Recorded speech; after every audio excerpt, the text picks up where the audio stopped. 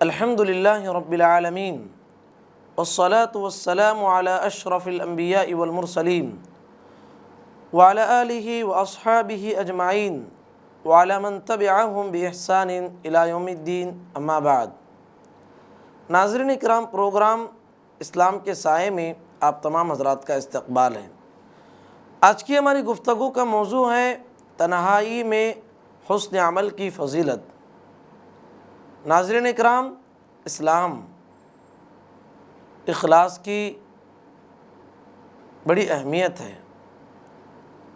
کسی بھی عمل کی قبولیت کی یہ بنیادی شرط ہے، اس کے بغیر وہ عمل دربار الہی میں شرف قبولیت نہیں پاتا۔ نیتوں میں اخلاص پیدا کرنا کوئی آسان کام نہیں ہے، اس کے لیے مجاہدہ نفس کی بڑی ضرورت ہوتی ہے۔ حضرت شداد بن اوس رحمۃ اللہ علیہ فرماتے ہیں، مجھے اپنی نیت کی اصلاح کرنے اور اخلاص پیدا کرنے میں 20 سال لگے۔ عمل میں اخلاص پیدا کرنے کے بہت سے ذرائع ہیں، ان میں سے ایک اہم ذریعہ یہ ہے کہ بعض اعمال لوگوں کی نظروں سے بچا کر تنہائی میں انجام دیے جائیں۔ یہ اخلاص کی بہت بڑی دلیل اور ذریعہ ہے۔ ناظرین اکرام، تنہائی میں نیک عمل کرنے کی بڑی فضیلت آئی ہے۔ حضرت ابو ذر غفاری رضی اللہ عنہ سے مروی ہے، اللہ کے رسول صلی اللہ علیہ وسلم نے فرمایا، 3 قسم کے لوگوں سے اللہ تعالیٰ محبت کرتا ہے اور 3 قسم کے لوگوں سے اللہ تعالیٰ نفرت کرتا ہے۔ جن سے اللہ تعالیٰ محبت کرتا ہے وہ یہ ہیں، وہ آدمی جو اپنے لشکر کے ساتھ دشمنوں سے مقابلے کے لیے نکلے اور اس کے سامنے سینہ سپر ہو کر لڑائی کرے، یہاں تک کہ اللہ کی راہ میں شہید ہو جائے یا اس کے ساتھیوں کو فتح مل جائے۔ یہ اللہ کا سب سے پسندیدہ بندہ ہے۔ دوسرا، وہ اپنے ساتھیوں کے ساتھ سفر پر روانہ ہوا، طویل سفر کے بعد اس کی خواہش ہوئی کہ شام کے وقت کسی علاقے میں پڑاؤ کریں، چنانچہ اس نے پڑاؤ کیا تو یہ شخص ان سے الگ ہو کر نماز میں مصروف ہو گیا، یہاں تک کہ جب کوچ کا وقت ہوا تو سب کو بیدار کیا۔ تیسرا، وہ شخص جس کو اس کا پڑوسی تکلیف دیتا ہے مگر وہ اس کی تکلیف پر صبر کرتا رہتا ہے، یہاں تک کہ موت اس کے درمیان جدائی پیدا کر دیتی ہے۔ یہ 3 اشخاص اللہ کو بے حد پسند ہیں، اور 3 وہ لوگ ہیں جو اللہ کو پسند نہیں ہیں، اللہ انہیں پسند نہیں کرتا ہے۔ وہ تاجر جو قسمیں کھاتا ہے، قسم کھا کھا کے مال کو بیچتا ہے اور جھوٹی قسمیں کھاتا ہے۔ اور دوسرا، وہ آدمی فقیر جو تکبر کرتا ہے، فقیر بھی ہے لیکن تکبر میں مبتلا ہے۔ اور تیسرا، وہ آدمی بخیل جو احسان جتلاتا ہے۔ تو اس طریقے سے اللہ کے نزدیک 3 پسندیدہ لوگ ہوئے اور 3 ناپسندیدہ لوگ ہوئے۔ ان میں سے ایک شخص وہ بھی ہے جو سفر جہاد پہ جب قافلہ پڑاؤ ڈالتا ہے، تنہائی میں جا کے اللہ کی عبادت کرتا ہے، پھر کوچ کے وقت میں انہیں سارے قافلے والوں کو اٹھاتا ہے۔ ناظرین اکرام، حضرت عقبہ بن عامر جہنی سے مروی ہے، اللہ کے رسول صلی اللہ علیہ وسلم نے فرمایا، الجاہر بالقرآن کالحجرۃ بالصدقۃ، الجاہر بالقرآن کالحاجر بالصدقۃ، والمصر بالقرآن کالمصر بالصدقۃ۔ یہ ابو داؤد کی روایت ہے۔ قرآن مجید کی تلاوت بلند آواز سے کرنے والا علانیہ صدقہ کرنے والے کے مانند ہے، اور تنہائی میں آہستہ قرآن مجید کی تلاوت کرنے والا خفیہ صدقہ کرنے والے کے مانند ہے۔ ناظرین اکرام، تنہائی میں عبادات اقوال سلف کی روشنی میں ہم جاننے کی کوشش کریں گے۔ اسلاف کرام رحمۃ اللہ علیہ مجمعین فرائض اور واجبات کے سوا تمام اعمال تنہائی میں انجام دینے کو ترجیح دیا کرتے تھے۔ حضرت زبیر بن عوام رضی اللہ عنہ فرماتے ہیں من استطاع منکم ان یکون لہ، فرماتے ہیں جو آدمی اپنے نیک اعمال کو لوگوں کی نظروں سے چھپا سکتا ہو اسے چاہیے کہ ایسا کرے۔ اسی طریقے سے حضرت عبداللہ بن مسعود رضی اللہ عنہ فرماتے ہیں من صلی صلاة عند الناس لا يصلي مثلها اذا خلا فهي استحان بها ربه۔ اللہ اکبر۔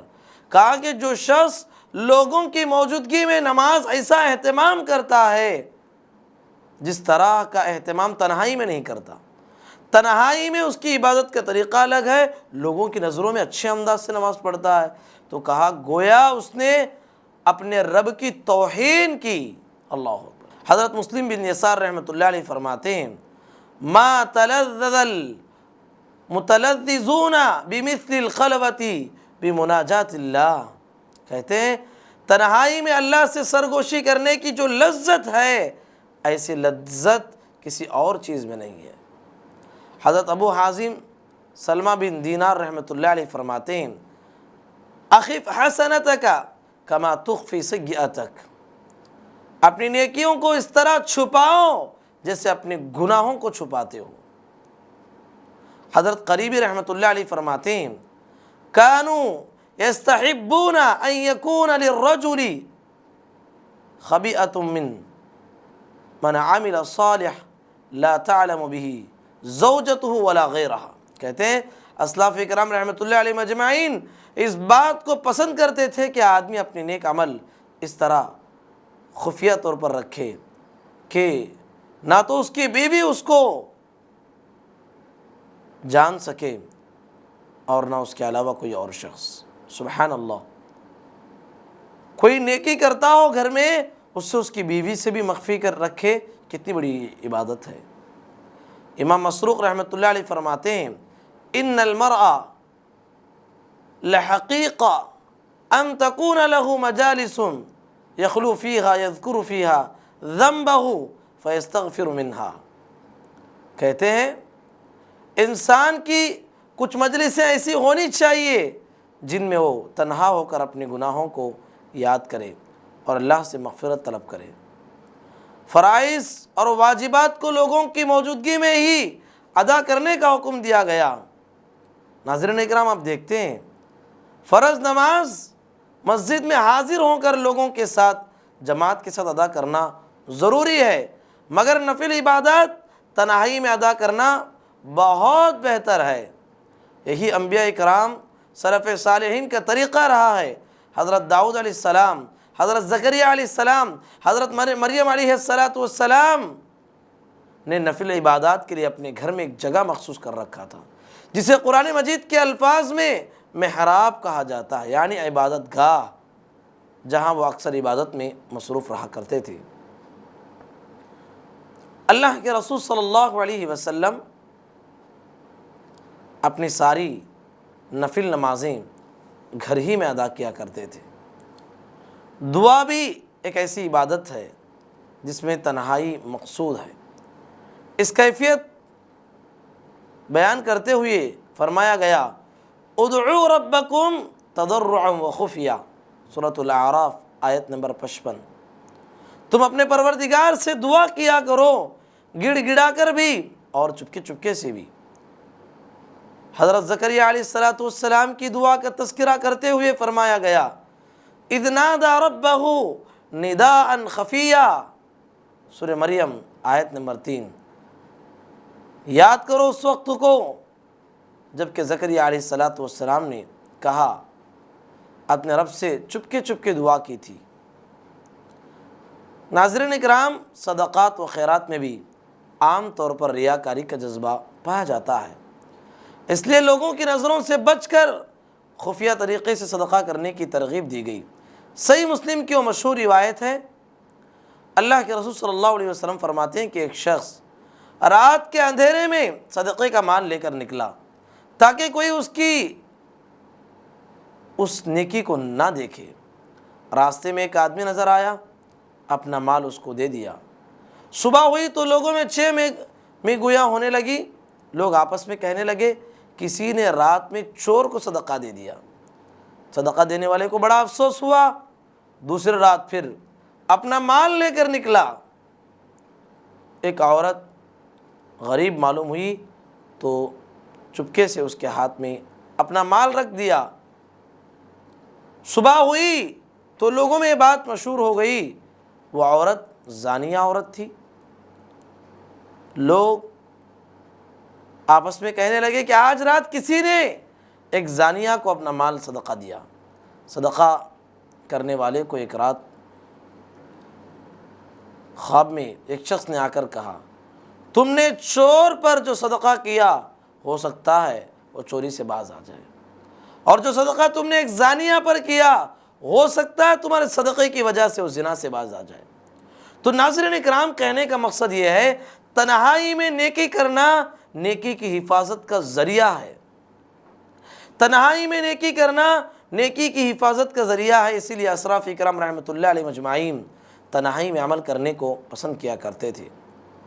محمد بن واسع رحمۃ اللہ علیہ فرماتے ہیں کہ میں نے ایسے اللہ والوں کو دیکھا ہے جو اپنی بیوی کے ساتھ ایک ہی تکیے پر سر رکھ کے سوتے، اللہ کی خشیت سے ان کی آنکھوں سے آنسو جاری ہوتے، مگر ان کی بیوی کو اس کا احساس تک نہیں ہوتا۔ سبحان اللہ، یہ تھے ہمارے اسلاف اکرام رحمۃ اللہ علیہ مجمعین۔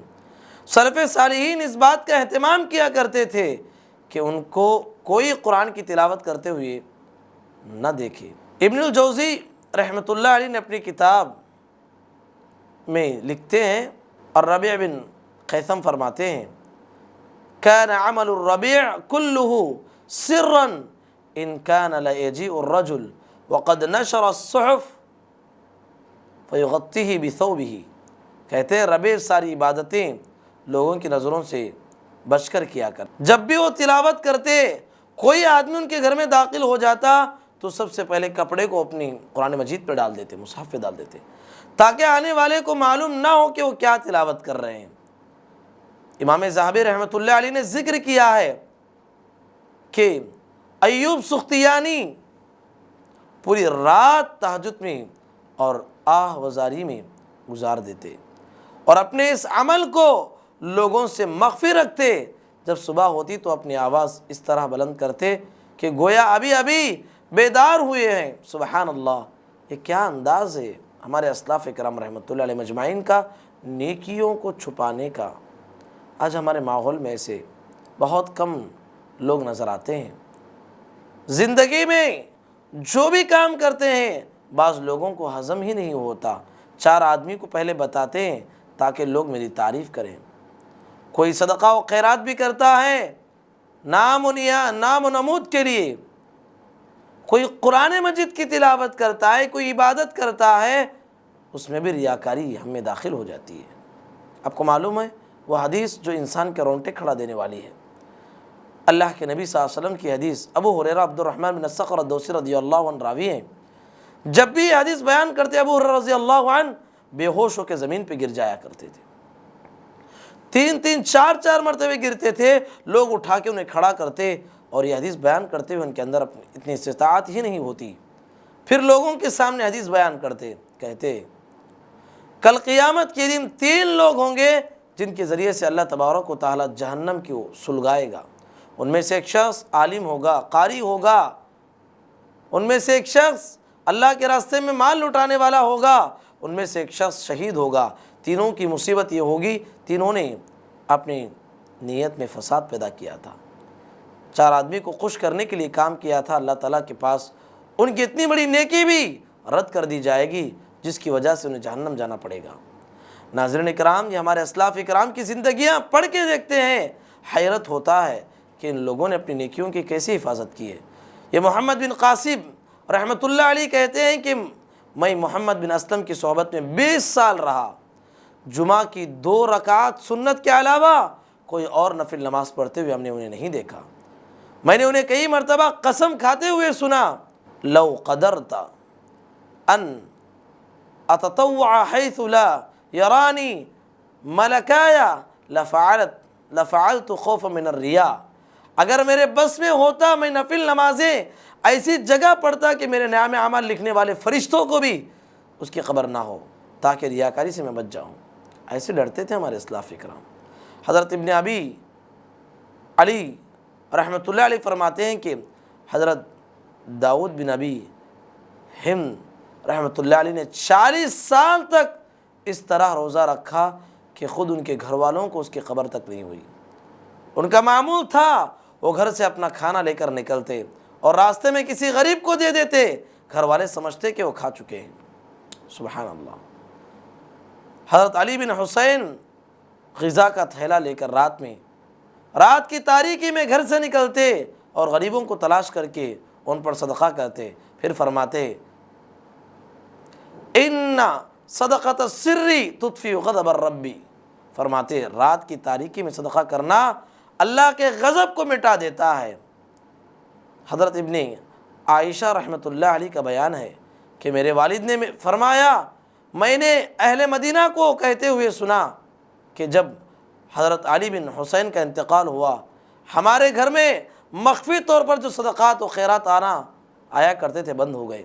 یعنی حضرت علی بن حسین خفیہ طور پہ لوگوں کو صدقہ کرتے تھے، ان کے مرنے کے بعد لوگوں کو پتہ چلا کہ یہ ہمیں خفیہ طور پہ مال دیا کرتے تھے۔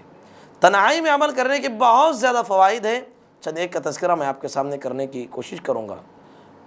تنہائی میں اگر کوئی آدمی عمل کرتا ہے تو لوگوں کی موجودگی میں کیے جانے والے عمل کے مقابلے میں تنہائی میں کیا جانے والا عمل زیادہ اجر و ثواب کا باعث ہے۔ حضرت صہیب بن نعمان رضی اللہ عنہ فرماتے ہیں رسول اللہ صلی اللہ علیہ وسلم نے فرمایا فضل صلاة الرجل فی بیتہ علی صلاتہ یراہ الناس کفضل فریضتہ علی التطوع۔ نبی کریم صلی اللہ علیہ وسلم نے فرمایا لوگوں کے درمیان پڑھی جانے والی نمازوں کے مقابلے میں گھر میں پڑھی جانے والی نفل نماز کو وہی فضیلت حاصل ہے جو فرض نماز کو نفل پر حاصل ہے۔ فرض تو ہمیں مسجد ہی میں لوگوں کے سامنے ہی پڑھنا ہے، یہ نفل نماز کے تعلق سے بتائی گئی بات۔ مسجد نبوی میں ایک نماز کا ثواب 1000 نمازوں کے برابر ہے، اس کے باوجود آپ صلی اللہ علیہ وسلم نے نفل نماز گھر میں پڑھنے کو افضل قرار دیا۔ حضرت عبداللہ بن مسعود رضی اللہ عنہ سے دریافت کرتے ہیں کہ نفل نماز گھر میں پڑھنا افضل ہے یا مسجد میں؟ آپ صلی اللہ علیہ وسلم نے فرمایا الا تری الی بیتی ما اقربہ من المسجد، کیا تم لوگ مجھے نہیں دیکھتے کہ میرا گھر میرے حجرے مسجد نبوی سے کتنا لگے ہوئے ہیں؟ احب الی من ان اصلی فی المسجد الا ان تکون صلاۃ مکتوبۃ، کیا تم نہیں دیکھتے کہ میرا گھر مسجد سے کتنا قریب ہے، اس کے باوجود میں نماز گھر میں ادا کرنے کو پسند کرتا ہوں سوائے فرض نماز کے۔ دوسرا فائدہ، تنہائی میں کیا جانے والا عمل گناہوں کا کفارہ بن جاتا ہے۔ صدقہ و خیرات کی بڑی فضیلت آئی ہے، علانیہ صدقہ کرنے کے مقابلے میں خفیہ صدقہ کرنے کو بہترین اور گناہوں کے کفارے کا ذریعہ بتایا گیا۔ ان تبدوا الصدقات فنعما ہی وان تخفوها وتؤتوها الفقراء فهو خیر لکم ویکفر عنکم من سیئاتکم، سورہ بقرہ آیت نمبر 270 پر 1 فرمایا گیا اگر تم صدقہ و خیرات کو ظاہر کرو تو وہ بھی اچھا ہے، اگر تم اسے پوشیدہ مسکینوں کو دو یہ تمہارے حق میں بہتر ہے، اللہ تعالیٰ تمہارے گناہوں کو مٹا دے گا۔ تیسرا فائدہ، عرش الہی کا سایہ نصیب ہوگا۔ تنہائی میں عمل کرنے کا ایک فائدہ یہ ہوگا سبعۃ یظلھم اللہ فی ظلہ یوم لا ظل الا ظلہ، 7 خوش نصیب لوگ ایسے ہوں گے جو اللہ کے عرش کے سائے میں انہیں جگہ ملے گی، جنہیں اللہ تعالیٰ اپنے سائے میں جگہ دے گا جس دن اس کے سوا کوئی اور سایہ نہیں ہوگا۔ ان میں سے 2 خوش نصیب انسان ایسے ہیں جو تنہائی میں نیک عمل کرتے ہیں۔ ایک وہ شخص جو تنہائی میں اللہ کو یاد کیا اور اس کے آنکھوں سے آنسو جاری ہو گئے۔ دوسرا وہ شخص جس نے اس قدر چھپا کر صدقہ کیا کہ اپنے دائیں ہاتھ سے خرچ کیا تو اس کے قبر اس کے بائیں ہاتھ تک نہیں ہوئی۔ یہ مسلم کی روایت ہے۔ تنہائی میں عمل کرنا انسان کا ایک چوتھا فائدہ یہ ہوگا، تنہائی میں عبادت کرنے والے اللہ کے محبوب بندے ہیں۔ رسول اللہ صلی اللہ علیہ وسلم کا ارشاد ہے ان اللہ یحب التقی الغنی الخفی، اللہ تعالیٰ اپنے بندوں سے محبت کرتا ہے جو متقی اور پرہیزگار لوگوں سے بے نیاز اور گمنام ہو، یعنی لوگوں کی نظروں سے بچ کر عبادت کرتا ہو۔ یہ صحیح مسلم کی روایت ہے۔ تنہائی میں عبادت کرنے کا ایک پانچواں فائدہ یہ ہوگا انسان کو کہ عبادت کرنے والوں کی دعاؤں کو اللہ تعالیٰ رد نہیں کرتا۔ محمد بن منکدر رحمۃ اللہ علیہ فرماتے ہیں، میرا یہ معمول تھا ہر رات نماز عشاء کے بعد مسجد نبوی کے ایک ستون کی آڑ میں عبادت میں مصروف ہو جاتا۔ ایک مرتبہ کا واقعہ ہے، مدینے میں قحط ساری لائق ہوئی، لوگوں نے اس شہر سے باہر نکل کر نماز استسقاء ادا کی، اس کے باوجود بارش نہیں ہوئی۔ جب رات ہوئی تو میں اپنے معمول کے مطابق مسجد نبوی میں داخل ہو کر عبادت میں مشغول ہو گیا۔ اچانک ایک شخص مجھے مسجد میں داخل ہوتے ہوئے دیکھا۔ وہ کہتے ہیں، میں نے اچانک ایک شخص کو مسجد میں داخل ہوتے ہوئے دیکھا۔ جب رات ہوئی تو میں اپنے معمول کے مطابق مسجد نبوی میں داخل ہو کر عبادت میں مشغول ہو گیا۔ اچانک ایک شخص مسجد میں داخل ہوا، اپنا لباس بدل کر نماز ادا کیا، پھر ان الفاظ میں دعا کرنے لگا، اے ربی خرج اہل حرم نبیک یستسقون فلم تسقہم فانا اقسم علیک لما سقیتہم۔ اے میرے رب، تیرے نبی کے شہر والوں نے تجھ سے بارش کے لیے دعا مانگی مگر تو نے بارش نہیں برسائی، میں تجھے تیری قسم کا واسطہ دے کر سوال کرتا ہوں کہ تو بارش نازل فرما۔ ابن منکدر رحمۃ اللہ علیہ فرماتے ہیں کہ یہ دیکھ کر میں دل ہی دل میں کہنے لگا کہ شاید یہ کوئی پاگل ہے جو اس طرح گستاخانہ لہجے میں اللہ سے مانگ رہا ہے۔ وہ کہتے ہیں کہ ابھی وہ شخص دعا سے فارغ نہیں ہوا تھا کہ بجلی کے گرج سنائی دینے لگی، پھر زوردار بارش ہونے لگی۔ جب بارش نازل ہونے لگی تو اس نے اللہ کی ایسی تعریف بیان کی کہ میں نے ویسی تعریف کبھی نہیں سنی تھی۔ پھر اس نے اپنا لباس تبدیل کیا اور نماز میں مشغول ہو گیا، صبح تک نماز میں مصروف رہا۔ جب فجر کی اذان ہوئی تو اس نے لوگوں کے ساتھ نماز فجر ادا کی۔ جب امام نماز سے فارغ ہو کر ہوا تو وہ مسجد سے نکل گیا، میں بھی اس کے پیچھے ہو لیا مگر وہ لوگوں کی بھیڑ میں گم ہو گیا، مجھے پتہ نہیں چلا کہ وہ کہاں چلا گیا۔ دوسری رات بعد معمول کے مطابق مسجد کے ایک ستون کی آڑ میں عبادت میں مصروف تھا۔ وہ شخص مسجد میں داخل ہوا اور اپنے کپڑے تبدیل کر کے عبادت میں مشغول ہو گیا۔ رات پھر عبادت کرتا رہا۔ جب صبح ہوئی تو فجر کی نماز ادا کی، مسجد سے نکل گیا، میں بھی اس کے پیچھے پیچھے چلا گیا، یہاں تک کہ مدینے کے ایک گھر میں وہ داخل ہوا جس کو میں پہچانتا تھا۔ میں مسجد لوٹ آیا۔ جب سورج طلوع ہوا تو اشراق کی نماز سے فارغ ہونے کے بعد میں اس کے پاس آیا تو کیا دیکھتا ہوں کہ وہ ایک موچی ہے جو اپنے گھر کے باہر بیٹھ کر لوگوں کے جوتے چپل کی مرمت کر رہا ہے۔ وہ دیکھتے ہی مجھے پہچان لیا اور کہنے لگا، مبارک ہو اے ابو عبداللہ، کہیے میں آپ کی کیا خدمت کر سکتا ہوں؟ کیا آپ کے جوتے کی مرمت کرنی ہے؟ میں اس کے قریب آ کر بیٹھ گیا اور اس سے کہا، کل رات مسجد میں تم ہی تو نہیں تھے؟ یہ سننا تھا کہ اس کے چہرے کا رنگ بدل گیا۔ اس سے میں آ کر کہنے لگا، اے ابن المنکدر، اس سے تم کو کیا لینا دینا؟ میں فوراً وہاں سے نکل کر اپنے گھر چلا گیا۔ تیسری رات عشاء کی نماز کے بعد میں نے اسے مسجد میں نہیں پایا۔ مجھے بہت افسوس ہوا کہ میں نے کیا کر دیا۔ صبح جب میں اس کے گھر گیا تو دیکھتا ہوں کہ گھر کا دروازہ کھلا ہے اور گھر میں کوئی شخص نہیں ہے۔ میں نے مالک مکان سے اس کے بارے میں دریافت کیا تو کہنے لگا کہ وہ کل شام ہی اپنا سارا سامان اپنے صندوق میں رکھ کر چلا گیا، معلوم نہیں کہ وہ کہاں گیا۔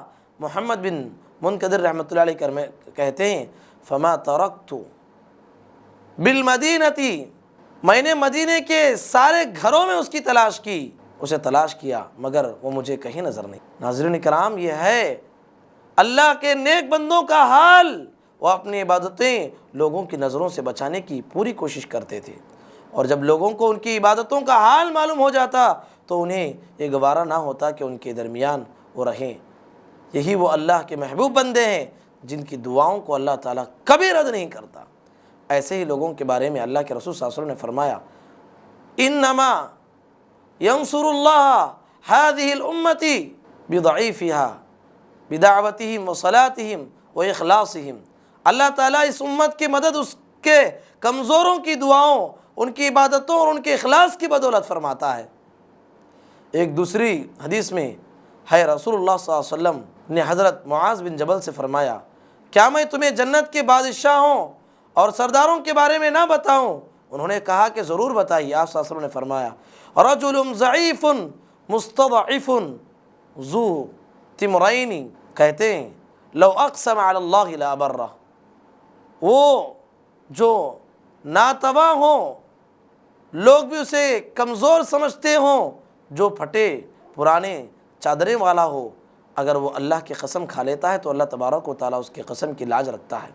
تو ناظرین اکرام، آج کے درس سے ہم نے معلوم کیا ہمارے اسلاف اکرام رحمۃ اللہ علیہ مجمعین نیکیوں کی کس قدر حفاظت کیا کرتے تھے، نیکی کرنے کے بعد اللہ سے قبولیت کے لیے دعائیں مانگا کرتے تھے۔ ہمیں بھی چاہیے کہ زندگی میں نیکی چھپا کے کرنے کی کوشش کریں، اور نیکی کرنے کے بعد اس کو دریا میں ڈال دیں، یعنی نیکی کر دریا میں ڈال کہا جاتا ہے۔ نیکی کرنے کے بعد نیکی کو بھول جانا ہے، اس کو یاد رکھنے والی ذات اللہ کی ذات ہے۔ نیکی کر کے کسی کے ساتھ احسان کر کے احسان جتلانا یہ بہت بڑا گناہ ہے۔ ہمیں سب سے پیاری دعا اس تعلق سے پارہ نمبر 1 میں سورہ بقرہ میں ملتی ہے، ابراہیم علیہ السلام کی دعا، ربنا تقبل منا انک انت السمیع العلیم۔ یہ دعا مجھے اور آپ کو زندگی میں پڑھنا چاہیے۔ ابراہیم علیہ السلام خانہ کعبہ کی تعمیر کے بعد اس دعا کا اہتمام کیا کرتے تھے۔ ہمارے بعض اسلاف اکرام رحمۃ اللہ علیہ مجمعین سے نقل کیا ہے علامہ ابن کثیر رحمۃ اللہ علیہ نے، جب بھی اس دعا کو پڑھتے اسلاف اکرام زار و قطار رویا کرتے تھے، کہتے تھے یا قلیل الرحمن تبنی بیت الرحمن وتخاف اللہ یقبل عملک، اے اللہ کے قلیل، اللہ کے حکم سے اللہ کا گھر بنا رہے ہو اور ڈر رہے ہو کہ کہیں تمہاری یہ نیکی ضائع نہ ہو جائے۔ اس طریقے سے ہمارے اسلاف اکرام، انبیاء اکرام نیکی کر کے نیکی کی حفاظت کی بڑی کوشش کیا کرتے تھے۔ اللہ تعالیٰ سے دعا ہے اللہ کہنے والے اور سننے والوں کو پروردگار ہم تمام کو ہر نیکی میں اخلاص پیدا کرنے کی توفیق نصیب فرما۔ پروردگار ہم جو بھی نیکیاں کر رہے ہیں ہماری نیکیوں کو تو شرف قبولیت سے نواز دے۔ اللہم آمین۔